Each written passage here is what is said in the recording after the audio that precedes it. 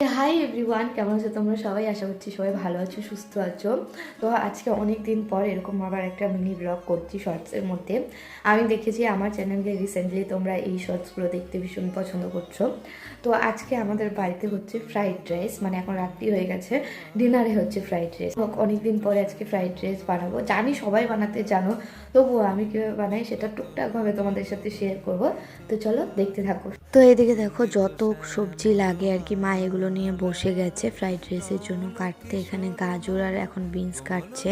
এরপরে কড়াইশুঁটি আছে, কড়াইশুঁটিটা কিছুটা আমি ছাড়িয়ে দিয়েছি। আজকে ক্যাপসিকাম নেই, তাই ক্যাপসিকাম ছাড়াই বানাবো। আমি কাজু কিশমিশ খুব একটা ইউজ করি না, যেহেতু বাড়িতে বানাই সেই কারণে। এখানে দেখো রাইসের জন্য গরম জল বসানো হয়েছে, আর এই যে চালটাকেও ভিজিয়ে রাখা আছে। ফ্রাইড রাইসের চাল যেটা হয়, আর জলটা একটুখানি গরম হলে আমি জলের মধ্যে দেবো গরম মশলা। তো এই যে গরম মশলার কৌটো নিয়ে দাঁড়িয়েছি, এখান থেকে এখন বেছে বেছে জলটা হালকা এরকম গরম হলে তারপর গরম মশলাগুলো দিয়ে দিলাম। এবার ঢাকা দিয়ে এই জলটাকে আরো খানিকক্ষণ ফোটাতে দেব, যাতে জলের মধ্যে পুরো ফ্লেভারটা ঢোকে। আর পাশের কাছে দেখো আমি সমস্ত সবজিগুলো একটা হাঁড়ির মধ্যে দিয়ে অল্প একটু নুন দিয়ে সেদ্ধ হতে বসিয়েছি। এটা সেদ্ধ হলে না ভাজতে বেশ সুবিধে হয়, আর সবজিটা খুব সুন্দর গলেও। আর এদিকে দেখো জলের মধ্যে চাল দিয়ে চালটা অলমোস্ট হয়ে এসেছে, আর অল্প একটু হবে, তারপরে ভাতটাকে নামিয়ে নেব। রাইসটা ওই 90% মতো হবে, 10% হওয়ার আগেই নামিয়ে নেব।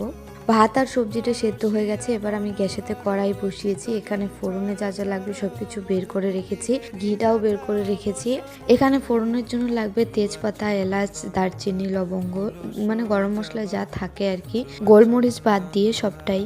তো এদিকে দেখো রাইসটাকে হালকা ঠান্ডা হওয়ার জন্য মা হাঁড়ি থেকে বের করে একটা ছড়ানো গামলার মধ্যে রাখলো। হালকা ঠান্ডা হলে তারপরে এটাকে গ্যাসের মধ্যে দেব। তো এই দেখো আমি কড়াইতে ঘি আর তেল মিক্সড করে দিয়েছি। তারপরে প্রথমে তেজপাতা দিলাম, আর তারপরে একে একে গরম মশলার যা যা কিছু বের করে রেখেছিলাম, এলাচ, দারচিনি, লবঙ্গ সবকিছু।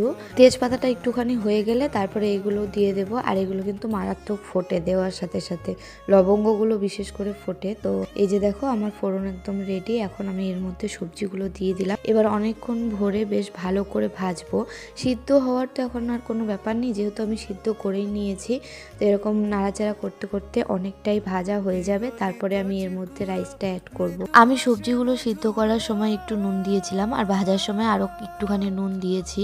নুনটা তোমরা তোমাদের স্বাদ মতো বুঝে দেবে। তো দেখো ভাজতে ভাজতে সবজিটা অনেকটাই কমে যাবে সুন্দর ভাজা হলে। তারপরে রাইসটা অ্যাড করে নুন, চিনি, ঘি, গরম মশলা দিয়ে নামিয়ে নিলেই ফ্রাইড রাইস একদম রেডি। আমি তো এরকম ভাবেই ফ্রাইড রাইস বানিয়ে থাকি। তোমরা বাড়িতে কে কিভাবে ফ্রাইড রাইস বানাও আমাকে কমেন্টে জানিও। তো চলো আজকের জন্য এতটাই, টাটা।